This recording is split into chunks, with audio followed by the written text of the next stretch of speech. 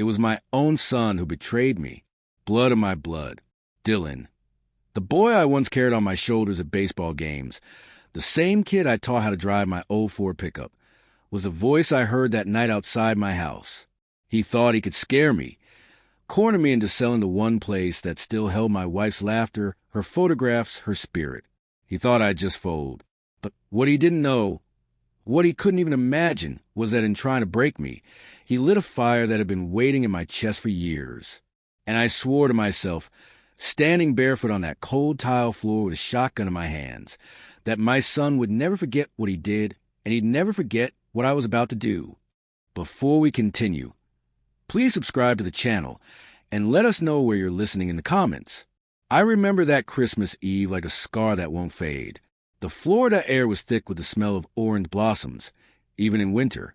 The neighbors had strung up lights, the whole block glowing like a postcard. But inside my house, inside my chest, there was nothing but silence and the weight of a conversation I couldn't shake. Hours earlier, Dylan had sat at my kitchen table, his fancy watch gleaming, his eyes restless, his voice begging and threatening all at once. "Dad, it's just a house," he said. "Just a house." As if 40 years of memories could be traded like a poker chip. He wanted me to sell, to hand him cash, so he could keep up with his wife's taste for luxury and his own sinking empire of pizza shops. When I said no, when I reminded him that this villa was my last connection to his mother, his eyes turned cold, and as he walked out into the night, he left me with words that cut deeper than any blade. "If you won't do it the easy way, I'll find another way." I should have known what he meant. I should have seen the storm coming, but I didn't, until the glass rattled in the middle of the night, until I heard footsteps outside, until I cocked the shotgun and heard his voice whispering orders through the dark. And in that moment, I realized my son had crossed a line we could never walk back from. I didn't sleep the rest of that night. The sound of boots scuffing against my patio bricks replayed in my head like a broken record. The barrel of my shotgun still smelled of oil, my pulse still hammering in my ears. I sat in my recliner, lights off, staring at the family photos that lined the wall. Victoria's smile in that faded picture from '85, Dylan's toothless grin when he was 8. I kept asking myself, how did we get here? How does a son turn into a stranger knocking at his father's door with thieves in tow? When the cops finally showed, they shuffled through the house, taking notes like it was just another case number. Flashlights sweeping over broken flower pots. Boot prints in the mud. "You're lucky you scare 'em off, sir," one of them said, scribbling without even looking at me. Lucky? My own flesh and blood had been inches away from putting me in the ground, and they wanted to call it luck. I kept my mouth shut, though, didn't breathe a word about whose voice I'd heard, because saying it out loud would make it real. And I wasn't ready for that. Not yet. Morning came with a cruel brightness. The Miami sun has a way of making everything look alive, even when inside you feel dead. Dylan texted me, cheerful as if nothing happened. "Merry Christmas, Dad. Hope you're doing okay." My hand shook so bad I nearly dropped the phone. He thought he could play me for a fool. He thought I'd keep quiet, just like always. I poured myself black coffee, bitter and scalding, and whispered to the empty room, "Son, you just declared war." Because from that moment forward, every smile he gave me, every casual word, I'd hear through the echo of that night, through the whisper of his betrayal. And I knew one day soon he'd see the cost of what he'd done. Christmas morning was supposed to smell like cinnamon rolls and pine needles, not gunpowder and betrayal. I sat on the porch with my coffee, watching neighbors wave to each other, kids tearing open gifts on manicured lawns. Normal life was happening all around me. Yet inside my chest there was only a storm. Dylan's text still glowed on my phone. "Merry Christmas, Dad." I almost laughed. The gall of it. The boy I raised thinking honesty was the highest currency had cashed in his soul for greed. I replayed our kitchen table argument over and over, him tapping his fingers, impatient, like a salesman who thinks the deal is already in the bag. 900 grand, Dad. That's life-changing money. Life-changing for him. He meant, for me, selling the villa wasn't about money. It was surrender. This place wasn't just walls and tile. It was where Victoria's perfume still clung to the curtains, where Dylan once made macaroni necklaces for Mother's Day. My wife had died here. My love had lived here. And now my son wanted to bulldoze it into quick cash. By noon, Dylan showed up again, swagger in a step, like nothing had happened. "Dad," he said, loud enough for the neighbors to hear, "I worry about you rattling around alone in this big house. What if you fell? What if nobody was here?" He wasn't talking about my safety. He was rehearsing his pitch, painting me as an old man unfit to live alone. So when the whisper spread to the neighborhood, I'd look like the fool holding on to a dream. I smiled at him, nodded, let him think he'd planted the seed.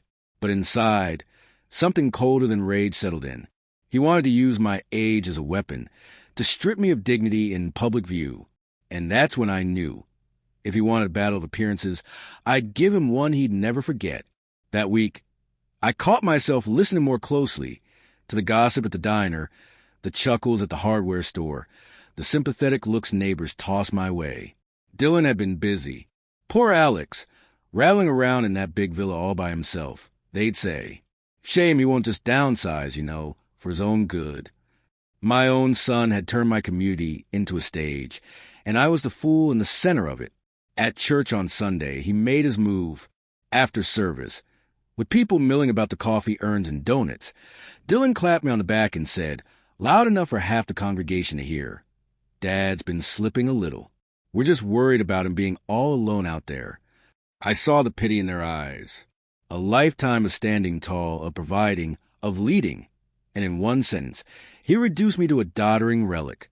I wanted to shout the truth, to tell them about the midnight break-in, the voice I'd heard giving orders in the dark. But I held it back, not out of fear, out of calculation, because revenge isn't loud in the beginning. It's quiet. It's patience sharpened into a blade. That afternoon, I walked through every room of the villa, touching the walls, the photographs, the memories stitched into the furniture. Dylan thought he was softening me up, cornering me socially until selling seemed like my only dignified choice. He was wrong. What he was really doing was teaching me how far he'd go to strip me of my pride. And in that lesson, he showed me exactly where to strike back. When I finally closed the front door behind me that night, I whispered to the silence, "Son, the mask is coming off, and you won't like what you see." The days rolled by, but the sting of that church humiliation didn't fade. Everywhere I went, people tilted their heads, offering help I never asked for. At the grocery store, a cashier offered to carry my bags to the car.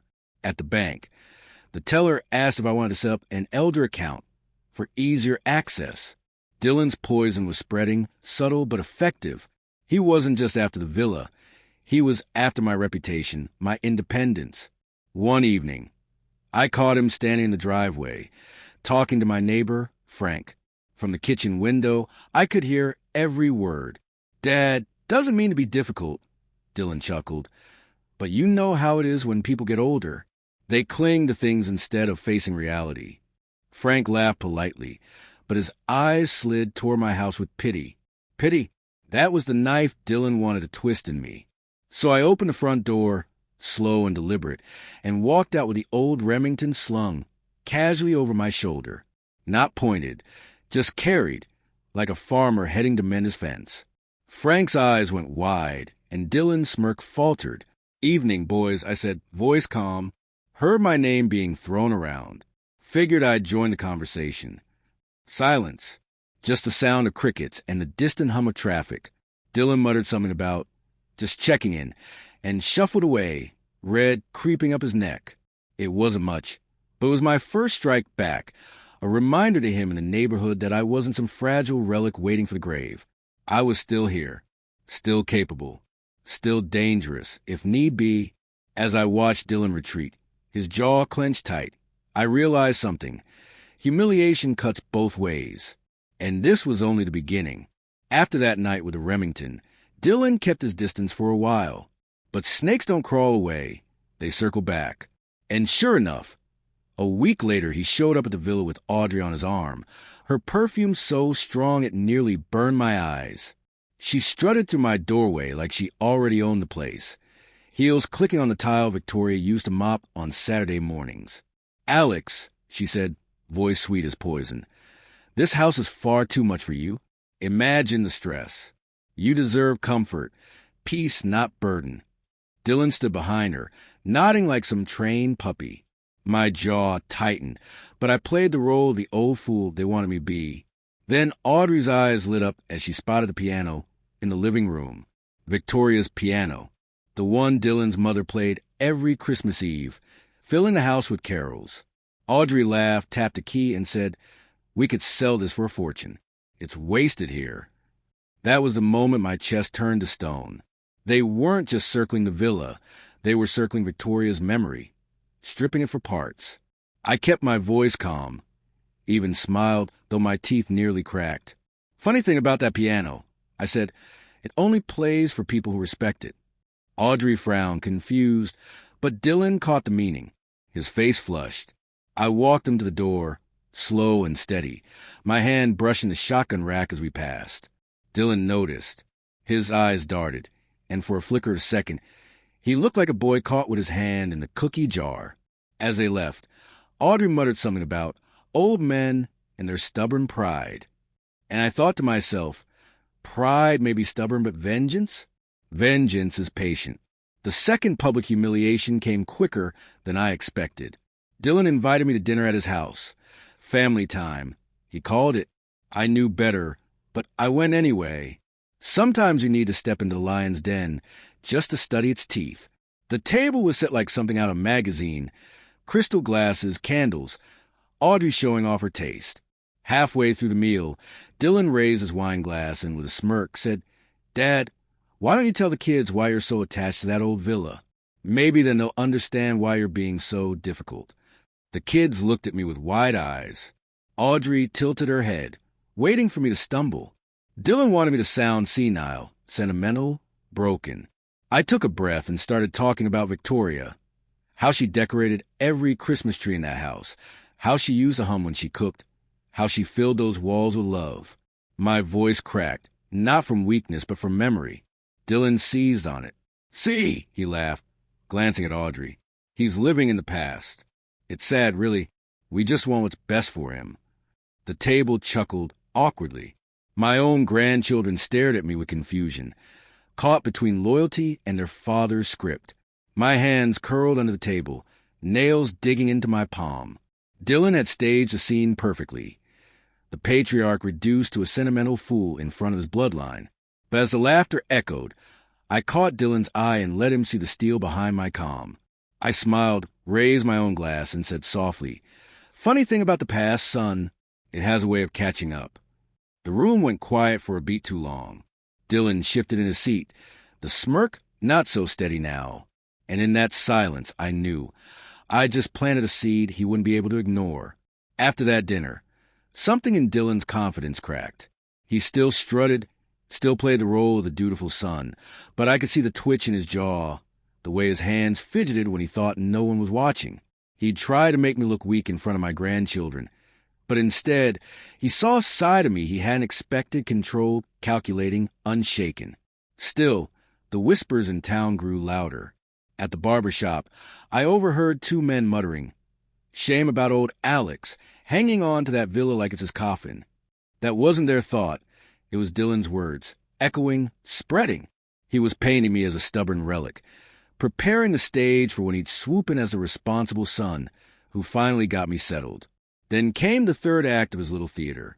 At the Rotary Club meeting, where men I'd known for decades gathered to talk business and community, Dylan took the floor. He spun a story about sacrifice, about how he was doing everything he could to take care of his aging father. The room applauded him. My own son, who days earlier had stood outside my house in the dead of night, directing shadows to break in. I sat in the back, quiet, letting the performance run its course.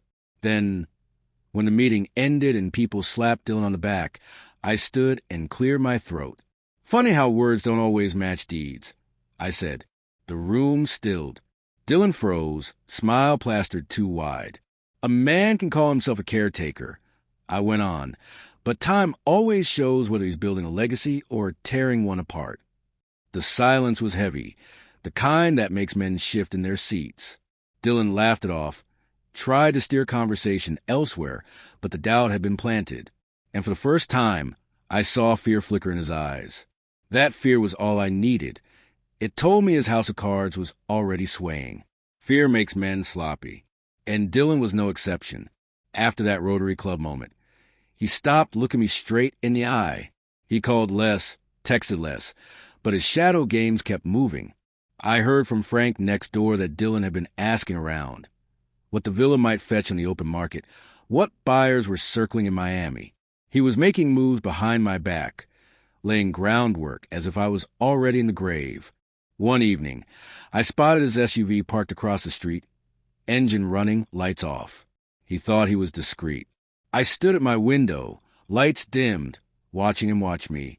And it hit me. He wasn't just scheming anymore. He was measuring me, waiting for me to crack. I decided to give him a show. The next morning, I hauled every box of Victoria's old photographs out onto the front porch. Neighbors slowed their cars, watching as I stacked them neatly, one by one. Dylan drove up, rolled down the window. Finally ready to let go. Huh, Dad? His voice carried that smug lilt, certain he'd won.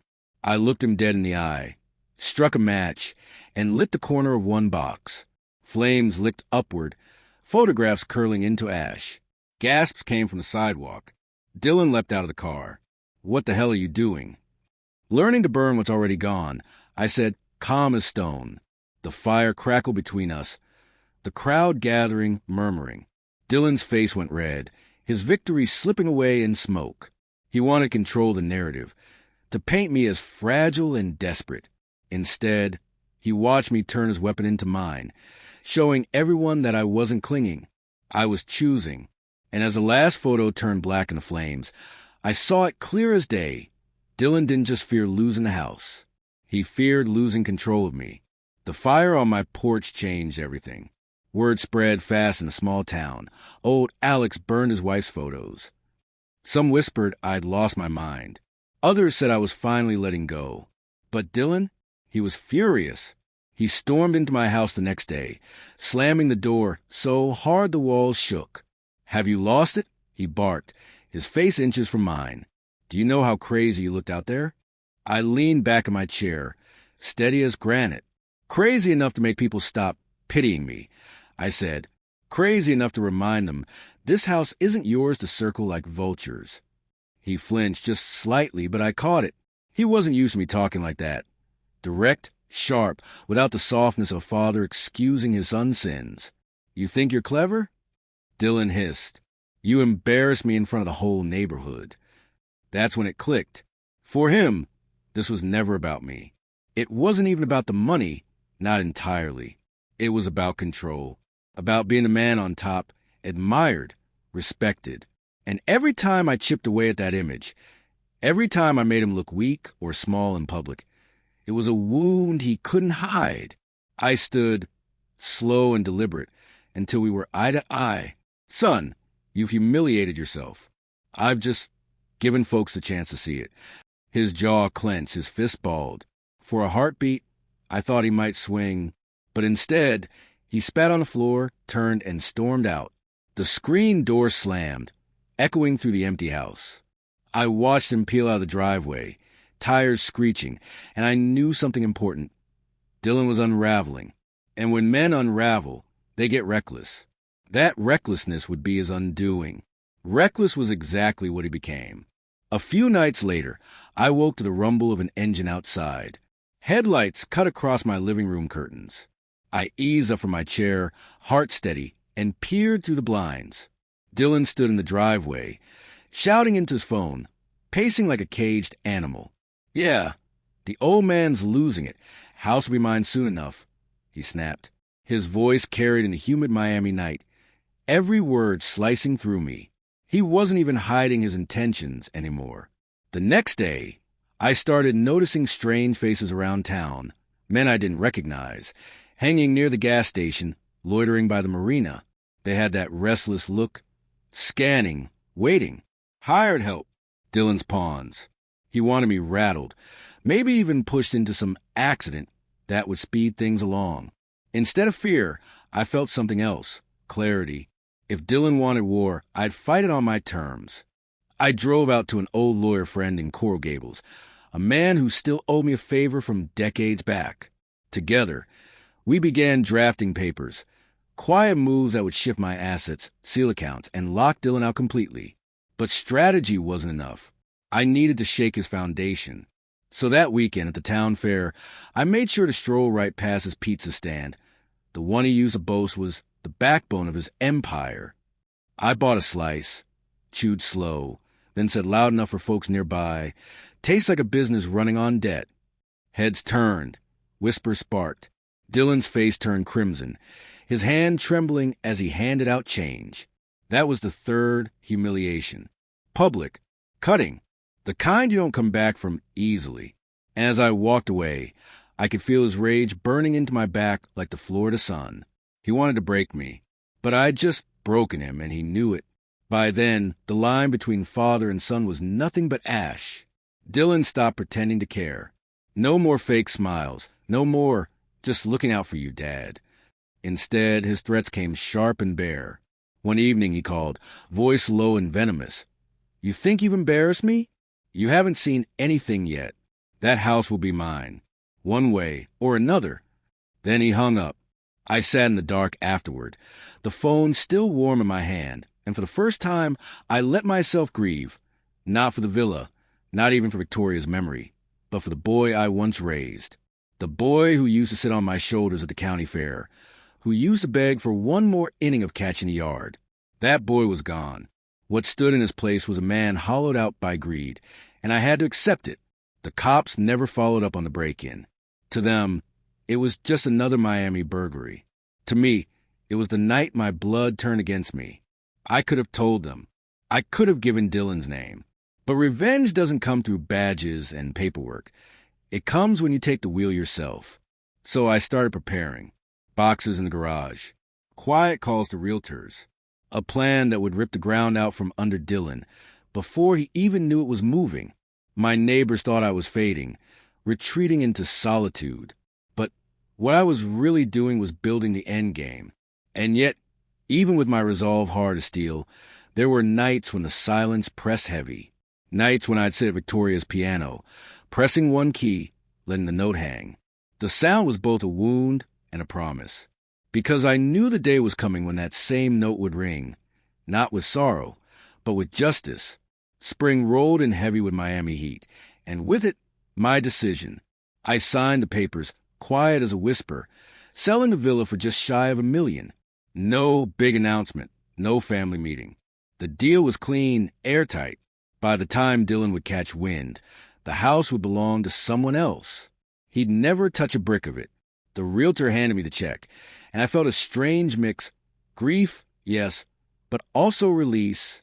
That house had been a shrine and a prison. Dylan thought it was my weakness, but I turned it into my weapon. The day the moving truck came, I left the doors wide open, neighbors wandering in to say goodbye. Some shook their heads, whispering that Dylan had been right after all, that I was finally letting go. But I saw the look in his eyes when he arrived, Audrey trailing behind him in disbelief. His face drained of color. "You sold it?" he shouted, voice cracking. "Without telling me? It was never yours to know about," I said evenly, carrying the last box of the truck. Audrey tried to smooth it over, but Dylan couldn't hide the tremor in his hands. His grand plan, his inheritance grab, had collapsed in one stroke. And worse, it collapsed publicly. Folks gathered on the sidewalk, watching the outburst, watching him unravel. That humiliation, more than money, cut him raw. I didn't gloat, didn't need to. I just climbed into my truck, turned the key, and said over the engine's growl, "Good luck explaining this one, son." As I pulled away, leaving the villa behind, I caught one last glimpse in the rear view. Dylan standing in the street, fists clenched, Audrey hissing in his ear. He thought he could control me. But the truth had landed like a hammer. He had lost control entirely. The road out of Miami felt like freedom. Mile by mile, the weight of Dylan's scheme slipped off my shoulders. I headed west and north until the flat heat gave way to mountains. Colorado, clean air, open sky, the kind of silence you can breathe in. I bought a modest cabin on the edge of town, nothing fancy, but every board of it was mine. No ghosts, no vultures circling. At the diner in town, folks asked polite questions, where I came from, why I moved. I gave them simple answers. Nobody probed. Out here, a man could start over without dragging his scars into the spotlight. And that's exactly what I plan to do. But revenge isn't just about escape. It's about balance. Dylan had tried to strip me of dignity, of legacy. So I took his future from him, piece by piece. Quietly, I set up a trust for Natalie, my granddaughter, the only one in that family with eyes full of kindness instead of hunger. The money from a villa, carefully managed, would ensure she had college opportunity, freedom from her father's debts.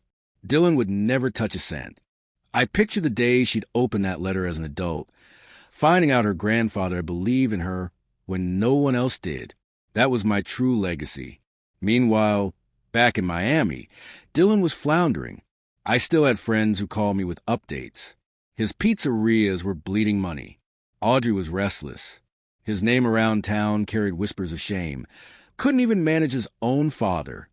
I sat on my porch one night, whiskey glass in hand, the Rockies glowing under a pink sunset, and I thought, poetic justice isn't loud. It's a quiet weight pressing down on the guilty until they collapse. And collapse, I knew, was exactly where Dylan was headed. News of Dylan's downfall trickled into Colorado like cold wind under a cabin door. Frank from Miami called one evening, his voice carrying that mix of gossip and pity. "Alex, your boy's in trouble. Shops are closing, creditors circling. Audrey's already talking about leaving him." I thanked him, hung up, and sat staring at the fire crackling in my hearth. I should have felt relief, maybe even triumph. But what I felt was something sharper, a sense that the story wasn't finished. Dylan wasn't the type to sink quietly. No, he'd claw, lash out, try to drag others down with him. That was his nature. A week later, my phone buzzed. Unknown number. I almost didn't answer, but curiosity got the better of me. Dylan's voice came through, ragged, desperate. "Dad, I need help. Just alone. Just enough to get back on my feet. You can't leave me like this." For a long moment, I said nothing, listening to the shallow edge of panic in his breathing. The same son who once strutted through town, mocking me as weak, was now begging like a child at the door of a locked house. Finally I spoke. "Son, you already made your choice. You tried to take everything from me. Now you're learning what it feels like to lose." He cursed, shouted, called me heartless, but his voice cracked in the middle, and I could hear the fear underneath. I let the silence stretch, then said quietly, "I gave my love once. You squandered it. There's nothing left to give." And I hung up. The cabin was still. Only the fire spoke, popping and sighing. For the first time in years, I felt the weight lift from my chest. Dylan had reached his breaking point, and all that remained was the final reckoning. The final reckoning came on a gray morning, quiet as snowfall. A letter arrived from Miami, postmarked and smudged, Dylan's handwriting shaky on the envelope. Inside was a plea, pages of blame, excuses, apologies woven with threats. "You abandoned me," he wrote. "You ruined me. You'll regret this." But tucked at the end, almost like an afterthought, was a line that stopped me cold. "Natalie doesn't need you. She has me." That was his last mistake. I'd prepared for this moment. Months earlier, the trust documents had been sealed, the funds locked beyond his reach. I drove into town, walked into the lawyer's office, and signed the final page that ensured my granddaughter's future. Every dollar from the villa, every cent Dylan thought he'd inherit, was bound to her name alone.